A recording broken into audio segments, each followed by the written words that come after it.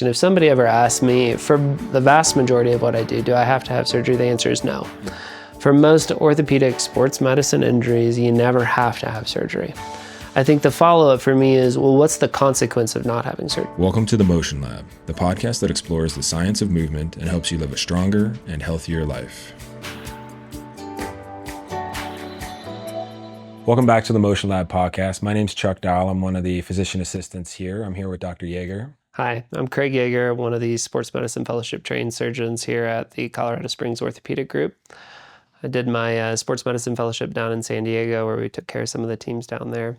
And I've been with CSOG for the last 3.5, almost 4 years. So this episode, we're going to focus on ACLs and ACL reconstructions and kind of all aspect of ACLs. You treat and or see ACL tears on a daily basis, correct? Yep, that's correct. It's interesting. We just did a recent podcast and we talked about how the ski season, almost one of our busiest seasons for ACL reconstructions, because of that lever arm of the ski oftentimes causes ACL tears. We normally think fall sports is a common time, but the ski season is also a very common time. Keeps us busy year round. So, women's soccer is another common sport that we see a lot of ACL injuries. Around here, skiing is such a common activity for people of all ages. We're not just talking about younger athletes, we're talking about all people. That's why it becomes such a common mechanism of injury.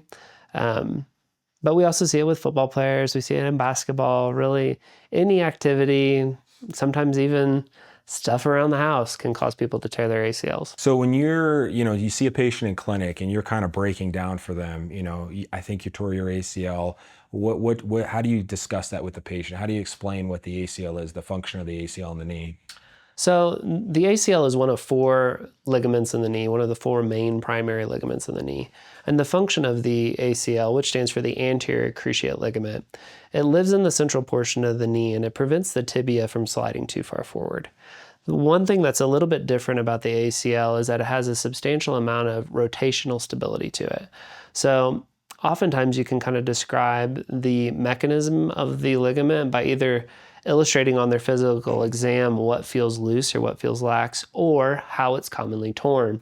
So one of the more common mechanisms of injury is the non-contact knee injury. So if you're watching sports and you see this, or if it happens to you, hopefully not, a lot of times it's a non-contact injury where you're twisting or pivoting or quickly changing directions and your body is rotating around your knee. In that scenario, if the ACL tears, the tibia essentially keeps sliding forward, and that's what causes the instability type mechanism. And it's also a good illustration of what the ACL does. So I think that helps them kind of wrap their mind about what it is, why it's there, why it's important to have it, and then also why it tore. And so we briefly mentioned skiing is a big risk factor for ACL tears, and that's mainly because of the lever arm of the ski. What would the risk factors be as far as just an athlete or the general population? As we mentioned sports specific, but what other risk factors could we discuss? Yeah, so outside of physically playing sports, for most people, if you don't play sports, you're probably not going to tear your ACL, or if you don't ski. But there are some anatomical reasons for why this might happen. The groove that the ACL rides in, which is called the notch, it's a kind of an area of the femur that for some people is quite wide, for some people is quite narrow. The narrower that notch, the more likely you are to tear your ACL. Tibial slope, or how much bend the backside of your tibia has, is also a risk factor that causes the tibia to want to slide forward, which in that same injury mechanism is what leads to the ACL tear. So you're not hitting that end stop, it just keeps going.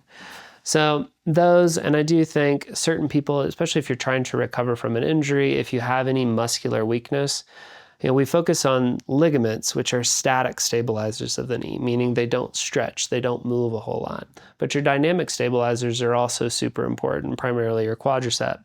So if your quad is weak from any other injury or just deconditioned from not being in good shape when you're playing your sport, those can also be risk factors for injury of the ACL specifically. Yeah, so as you said, there's the non-modifiable. We can't change your anatomy. So unfortunately, we're born with potentially that notch being too narrow or that tibial slope being off. But the modifiable risk factors, if somebody comes in and says, how can I prevent myself from getting an ACL tear? are those muscular imbalances, right? So, if they have improper firing of their quadriceps compared to their hamstrings, those are things that are potentially modifiable that we can help, correct? Yes, and they've studied this pretty extensively, and a lot of it's in women. But the neuromuscular training is what we kind of the term that we would use to describe it. Sometimes you can think of it as jump training or plyometric training, where you're kind of teaching people how to fall is another important aspect of this. Doing box jumps and falling from box jumps and making sure that the knee anatomy and the alignment when you're falling is the way it's supposed to be. Has been proven to be successful. It's just super labor intensive. It requires a lot of effort, it requires a lot of specialized training, and it requires a lot of time to keep up with those exercises and those activities. So, because you might follow that question up with, if we can prevent it, how come we see all these high-level female soccer players that have ACL after ACL after ACL? Some of it, even in the best hands with the best trainers and the best rehab, there's only so much you can do. Yeah. And you can still tear it no matter what. But there are some things that can help lower that risk, at least to some degree. Yeah, and we talked about there during the skiing episode that sometimes if you fall kind of in certain directions, you'll reduce the rotational force across your knee. And that's kind of a similar concept as you're discussing. We teach people how to land or how to fall. And if you land appropriately with your knees in the proper positions, it'll reduce that rotational stress to your knee and potentially can prevent the injury from happening. But as you said, we talked about before we were kind of starting the episode, some things are not preventable. Sometimes turf, can cause these types of things. Weather can sometimes cause it. Sometimes hot days will cause a more sticky environment, or rainy days will cause you to slip. And those are things you can't necessarily adjust or prevent. So if somebody comes in and has a concern for an ACL tear, what are the more common symptoms you see in those patients? So the classic presentation for an acute ACL injury, meaning one that just happened or happened within the last week or so, is a very swollen knee. These things tend to be very vascular, the ligament itself. So when it tears, there's bleeding within the knee joint. The bleeding within the knee joint causes swelling within the knee, which causes some difficulty with range of motion. It can be difficult to assess laxity to the ligament or how loose the ligament is at the time of their evaluation because it's so swollen. But there's only a handful of things that typically will cause an acute knee effusion like that are related to an injury or a trauma. And the ACL is probably number one or two of the things that can happen for that. So if you show up in my office playing a sport, have a non-contact injury with a swollen knee, ACL is going to be at the top of my list. Yeah, and then I think maybe some pain with weight bearing, right? A lot of the times for 7 to 10 days, it'll hurt to walk on. I think lack of inability to get the knee straight because of those bone bruises that happen with that pivot shift is something we often see as well. So those are all concerning kind of symptoms of somebody that has it. And as you said, sometimes that guarding kind of prevents us from doing the test, but ultimately imaging is going to be the next option to evaluate for it, correct? Yeah, the gold standard for diagnostics is an MRI. And an MRI is usually pretty conclusive for ACL tears. The other thing that's important to note about ACL tears when they happen, 98% of the time, it's a complete tear. Yeah. These things tend to tear right at their mid-substance. There are subsets of tears that can be avulsion injuries that happen on either side of the bone, but the majority of them happen to be mid-substance tears, which does kind of create that dramatic presentation with the swelling.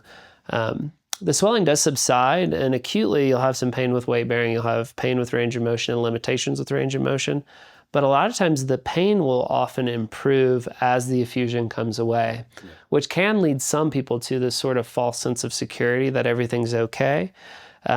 They may say, give it some time, they give it a week or two, the swelling comes down, and they think, okay, my knee's fine.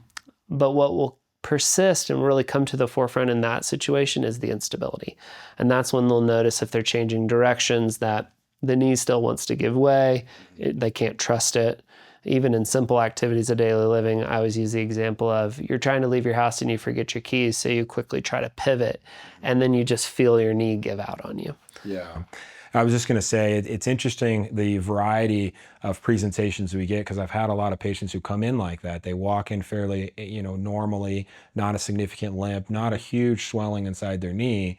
And you kind of think, hey, this doesn't seem like the normal presentation of the ACL, but obviously we all respond to injuries differently, and some of those patients have a very limited response to the injury and can get that false sense of hope.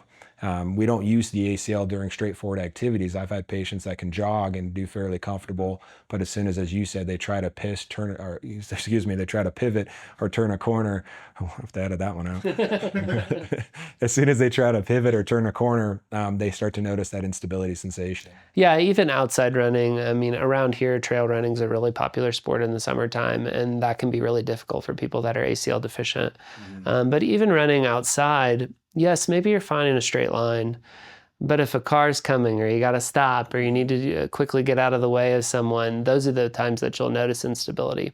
If you pay attention to the number of times you twist or pivot on your knee on a daily basis, even if you're not participating in a support, it will surprise you, the number of opportunities, so to speak, for instability. So we briefly mentioned the neuromuscular training. So there's a lot of programs out there that advocate this, and there's a lot of ACL prevention programs. We go to some of the local sports and try to do those programs. What are your thoughts on those programs? What are the statistics show as far as do they help to prevent things, and how could listeners kind of either get online resources to that, or what's your recommendations there? I think if you can find a good program that you trust and you feel consistent with, it's you have very little to lose. If you can stay consistent with the exercises and it can become kind of part of your warm-up routine and your kind of daily exercise regimen, I think it's a great option, especially for younger patients where if the growth plates are still open and we really want to try to protect the ligament as much as we can, we're still developing the muscular strength, we're still developing some of those more dynamic stabilizers. I think those programs are wonderful if you can find a good one to do. Yeah, I think it's interesting. I always use the example of as myself, I was a tall, clumsy kid, and I think my neuromuscular control was very poor, and it took a long time for me to kind of grow into my body and learn that neuromuscular control. And I got my kids into gymnastics, and their ability to control is much better than mine. And I always wish I had done gymnastics when I was young, just for that reason. So I think, younger kids, if they can get into those multiple sports and learn that neuromuscular control, that'll help prevent injury a lot. Strength training is another classic example of, for years, it was kind of frowned upon in younger adolescents. Yeah. But what we're learning is that strength training in younger kids, it doesn't make them bulky and strong, it gives them neuromuscular control. Yeah. It allows them to identify where their limbs are in space and develops their coordination more than anything else. And I think from an injury prevention standpoint, like you said, that's probably the most important thing that we can do. As you get older and as your muscles develop, growth plates close, you become more comfortable with your body and how you move and how you function. It probably becomes less important at that point. But there's no amount of plyometric training and things like that that's bad. Yeah, and we talked about in the episode we just released in the youth athletics about how important multiplanar sports are when you're young to learn that neuromuscular control. Some injuries happen because of single planar sports. You're a year-round baseball athlete and you kind of don't have that control to do cutting, pivoting, twisting activities. And so it's so important to do that when you're young.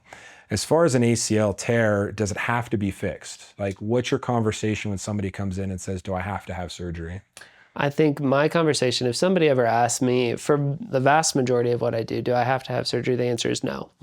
For most orthopedic sports medicine injuries, you never have to have surgery. I think the follow-up for me is, well, what's the consequence of not having surgery? Correct. So the question then is, if we kind of shift to that mindset, well, what happens if you don't fix it? How often are you unstable?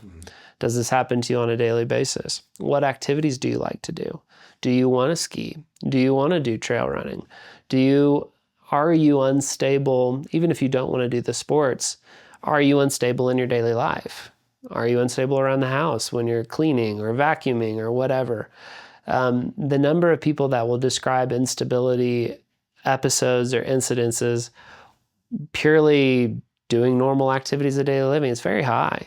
So I think in those people, we start to talk about, what are your goals? What do you want to do? What do you want to do for your life moving forward?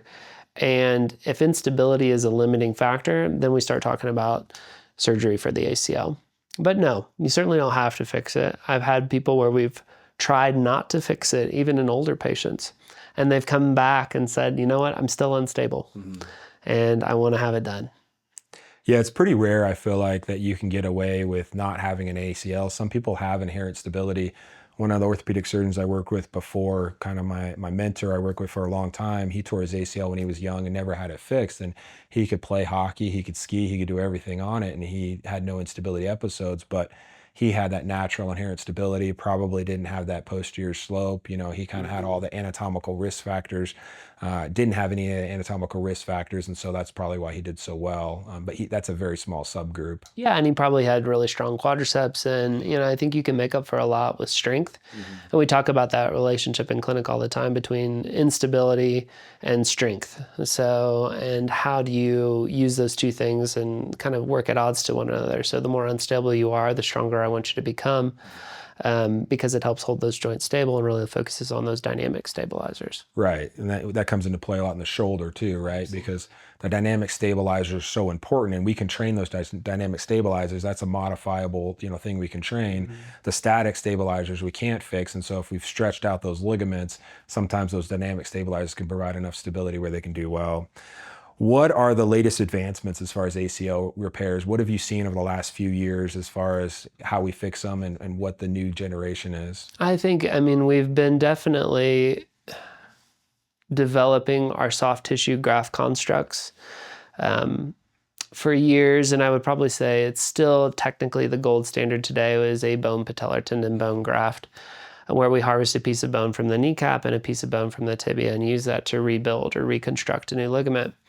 The downside of that type of a procedure is that because you're harvesting that bone, it does lead to a weak spot within the patella, which can cause fracture. And it also can cause continued pain at that harvest site really forever.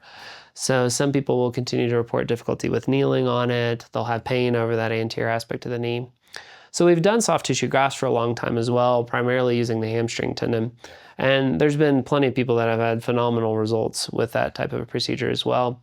Recently, we've been utilizing the quadriceps tendon graft a lot more. It's a thick, robust graft, which has a lot more strength and resists stretching that the hamstring sometimes happens. But it doesn't involve harvesting bone like the bone patellar tendon bone graft does. So to me, it's kind of the best of both worlds. But I think what's really differentiated the quadriceps, because it's been used in the past as well, is the fixation constructs that we're using now. So tensionable loop fixation, which really just means that we use buttons that sit on the outside of the bone, and we have looped suture that we can tighten inside surgery. So we can really dial in the tightness of the ligament as much as we possibly can to keep it from stretching over time and becoming loose or lax. I also think our optics are improving too. So intraoperatively, our ability to see with 4K monitors and smaller cameras and making sure that our tunnel positioning and tunnel placement is anatomic. We know that inappropriately placed tunnels are some of the higher causes or reasons for why reconstructed ACLs will fail or re-tear. So we want to be really critical with where we place our grafts. So I do think that's helped a lot as well. Yeah, because as you talked about, we've learned over time that not only does it have that anterior translational stability, but it also has that rotor, stability. And sometimes it's hard to get both of those with just one single tunnel placement. So there's some modified procedures we can do, right? There's the LET procedure, which we could potentially do. What are the concepts regarding that? So you're talking about the lateral extra-articular tenodesis. So that's a really important I think especially in a revision setting or people that may have some risk factors, say you have an increased slope, it's a very hard problem to fix. You can cut the entire tibia and change the orientation of the slope, but it's a lot of surgery to do that. So we can do things like, I think number one thing that we've done to really try to improve the rotational stability of the ACL is what's called independent tunnel drilling. Yeah. So the old techniques, which was kind of what you're referring to, are the transtibial drilling, where we basically take one drill and we run it all the way up the tibia and into the femur. We've really gone away from that. So we want to drill the tunnels independently so they're divergent. So you don't end up in a situation where the tunnel runs straight up and down. The tunnel should be at angles to one another. So I think that's step one. And we can do that relatively easily at a primary setting, so a first-time ACL surgery. If we do identify some risk factors for re-tear, then we can add the extra-articular tenodesis, which is basically taking about a centimeter strip of the iliotibial band and we route that under the lateral collateral ligament and fixate it on the femur. And what that's been shown to do is really change the rotational component of the tibia to help hold it tighter. So as you're kind of moving into an extension, it will keep that tibia from subluxating forward. So it acts as kind of a restraint from some of the more common things that can cause re-tears of ACLs. A little bit of a check rein, kind of a belt and suspenders. Right? That's exactly right. So let's say I come in, I have my ACL torn, I'm going to get the reconstruction. The next logical question is, okay, what's the recovery? What's your recovery after an ACL? What do you tell the athletes or the patient as far as the expectations? The first thing I usually tell them is kind of go through the day of surgery itself. So typically for me, most of these are done in our outpatient surgery center, and it's typically an outpatient surgery. So we're talking about, I usually tell them about an hour of surgery. Some of that depends on what else we find. It's not uncommon to find meniscus tears at the same time as an ACL, and sometimes an MRI doesn't catch those. So I think it's super important that we're checking the meniscus at the time of surgery and doing a full diagnostic exam and dealing with what needs to be dealt with while we're there. So surgery, assume surgery's done, all arthroscopic, little poke holes in the knee, a harvest site for the graft, which isn't terribly big of an incision, something about like that. Once that's all done, you're in recovery for an hour or so. For mine, let's assume that the meniscus was intact. I allow weight bearing as tolerated right away. We typically will do a nerve block day of surgery, which does make it somewhat difficult to ambulate. So most of them are locked in extension at least for a day or two. But once that block wears off and they start to feel more comfortable, I let them move as much as they want, range of motion as tolerated, and then ambulation as tolerated. For the first 2 weeks, I ask that they sleep with their brace locked straight to really focus on the extension piece. It's the hardest motion to get back, and we want to get that back as soon as we possibly can. So really focusing on that, and then beginning physical therapy within a week of surgery is also critical for your outcomes. Establishing the relationship, making sure that you're doing the exercises, and making sure that we're getting started right away. So brace use in total is about 6 weeks for me. I tend to think that the quadriceps, which becomes weak from either the graft harvest or just from the surgery itself, takes about closer to 3 months before it's really functioning and firing well. And most people by 3 months post-op are doing most activities of daily living without a whole lot of difficulty. I like to continue physical therapy, focusing on continued quadricep strengthening up until about 6 months after surgery for everyone, if we can make it happen. It takes about 6 months for that graft to fully heal or incorporate into the bone. Once the graft is healed, we can start to work on a little bit more lateral motion activities, kind of more of the twisting, pivoting, cutting in physical therapy with a goal of returning to sport at 9 months. And there's really 2 factors for me as far as return to sport. It needs to be 9 months at a minimum. There have been studies shown that athletes that return at 6 months have a super high re-tear rate, as high as 25%. If we can wait until 9 months and we're using your own tissue, then that re-tear rate may fall to 6 to 7%. So substantial reduction in risk of re-tear. And then at 9 months, I also want your quadricep strength to be ideally 90-95% of the other side. The stronger, the better. That's when I'll say it's okay for you to go back with your brace for that first full year. And that's something that they can evaluate in physical therapy, right? They can. There's objective ways to do that. There are machines that can measure the strength, and you can compare side to side. A lot of athletes know. They have a pretty good feel. My quad's still a little bit weak. When I'm doing squats and exercises, I can tell that I'm not quite focusing on that side as much. The other side's taking over. So we do a lot of single leg work in rehab too, single leg press, things like that can really try to focus on really building the strength in the operative leg. Yeah, it's interesting. The rehab really focuses on the neuromuscular stuff, which we actually do for ACL prevention as well. And I've had some athletes come out of the rehab process better athletes than they went going in because they had better neuromuscular control, they had better strength, they were quicker and faster, so that rehab process is so important as far as the recovery. And as you mentioned, it's not just the time, it's also knowing that you have this strength, no strength deficits to be able to return. Yeah, it's both components. And I think if you don't have them, your risk is higher that you're going to have some sort of complication when you do go back to sport. Yeah, every athlete wants to get back to sports as soon as possible. And it's kind of like the Jerry Rice, right? He returned to 5 months after tearing his ACL and unfortunately tore it again because we knew that the graft wasn't necessarily incorporated at that point. But they thought his dynamic stabilizers were strong enough to allow him to return, but that's only one part of the equation, unfortunately. One of the biggest things, and probably a lot of research has gone into this recently, is the mental aspect of injuries. A lot of athletes, their identity is their sport. And if they injure themselves and they have to miss some certain time, there's a large mental component to it as well. What's your process as far as that, from the injury itself and the return to athletics as well? I think it's probably the hardest barrier for a lot of people. I really do. I think when it comes down to it, you've put in so much time, you've put in so much effort, the daily exercises, the, you know, 30 to 40 physical therapy visits or more for some people. And then I finally say, okay, go play. And you're like, well, wait, what? So I think overcoming that hurdle is really the last barrier. It's a big reason why I use bracing. There's no study that says that a brace will prevent you from tearing your ACL, but I like to use it to kind of help overcome that final hurdle. Yeah. I think a lot of athletes will think of that brace as sort of a small insurance policy as they're continuing to develop their strength. They're easy to play in, they're relatively straightforward to use, and I think it just gives you that last little bit of help as you're continuing to develop the strength that you need to play in these games too. Because there's no amount of weightlifting or strength training that really truly prepares you for, live action football or soccer or basketball or whatever your sport is. It takes time to get that strength back and to become kind of game fit again. So I think the brace just helps make that transition, helps people overcome that mental hurdle.